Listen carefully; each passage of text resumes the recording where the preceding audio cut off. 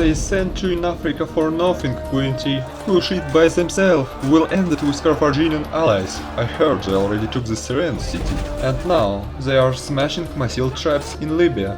This another reason to go there. We trade with Kush, but their rapid expansion worries. Not only Senate, but me also. By the summer of 244, Libya was completely occupied by the armies of the Kush kingdom. The more the borders expanded, the more lands and folks opened up to the Nubians. Bactrians, Seleucids, Romans. How many nations are capable to challenging us? All they threats to our kingdom. Similar thoughts didn't leave the mind of King Arakamani. Anxiety and fears for his kingdom and heritage lead Arakamani to new conquests. In 242, at the foot of the Great Colossus, under the command of Prince Shavak, the army of Kush attacked Rhodes Polis. While the ships of the Kushites ramming and sunking the Rhodes galleys. At the same time, on land, the phalanx of the islanders splashed under the waves blows of the Ethiopian shotels and spears. The Colossus of Rhodes became a new frontier for the sea possessions of the Kush kingdom. Lydia, Pergamum, and Knossos are weak, and pose no threat. Unlike the occupation of the Carthaginian lands in Africa by Syracuse, that much more worried the thoughts of King Arakamani. The king sent an army, under the command of his sons Ankamani and Natakani, to help the Carthaginians. The unexpected attack of the Kushites on Tidament's city caught Syracuse by surprise. Unprepared Greeks didn't hold the battle lines, and suffered a lightning defeat.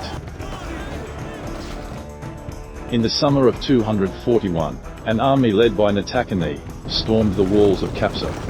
The prince rushed furiously into the ranks of the enemy, but without calculating his strength, fell in the thick of the battle.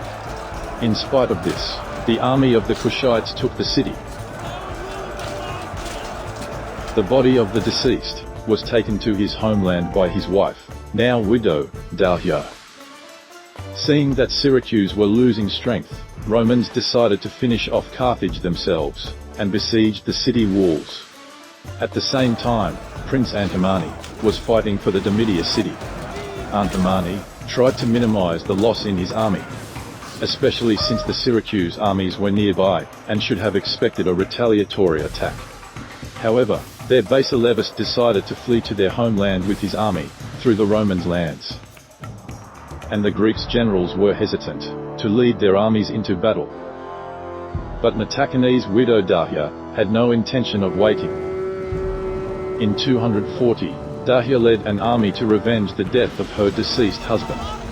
Having not stopped his anger, having rushed into the battle, Dahia herself didn't notice how her soul has left the body. Loyal warriors didn't spare the Greeks. After the battle, Dahia's body was buried together with the fallen warriors of Kush.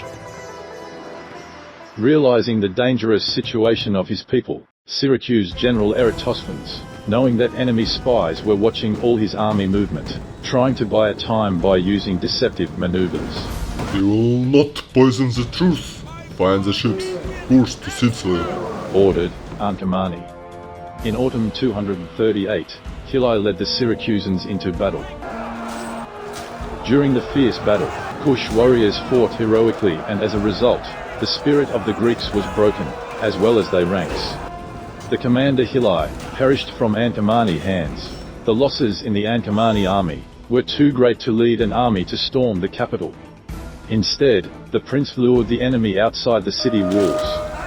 While the Ethiopian cavalry distracted the Greek phalanxes, Kush's infantry defeated the enemy troops one by one, tumbled wounded and killed Greeks. The army of Syracuse quickly crumbled. The bodies of the dead covered the ground and saturate the soil of Sicily with their blood. The past battles in to reduce the number of Kush army, but Syracuse was still not taken. Ankamani didn't want to waste the lives of his loyal soldiers. However, sure battle could not avoid. The walls of the city were already taken by Sharnak jacket sailors, who through the port entered in city. Meanwhile, in Africa, the army of Eratosthenes couldn't escape the battle. The Greek general, who had ruined his own army, rushed to save one's skin. But soon he was overtaken, and struck by the spear of the warrior Carthage. In the summer of 236, under the leadership of Salome, the remains of the Syracuse were erased from the parchments of history. During the peace years, in Kush kingdom, conquered nations and cultures were mixed, internal political intrigues, diplomatic treaties, and scandals took place. In summer 233, the kingdom of Kush declared war on the Gaechuli folk. Barbarians were destroyed in the rain from ballists, arrows and javelins.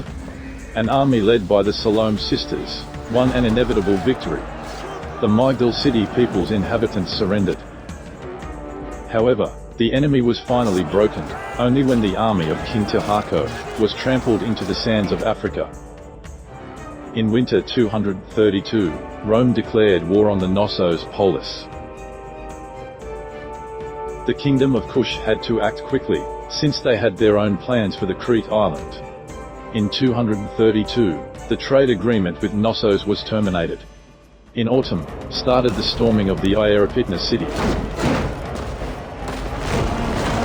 The Greeks withdrew most of the army from the city. Those who remained to defend the capital were doomed.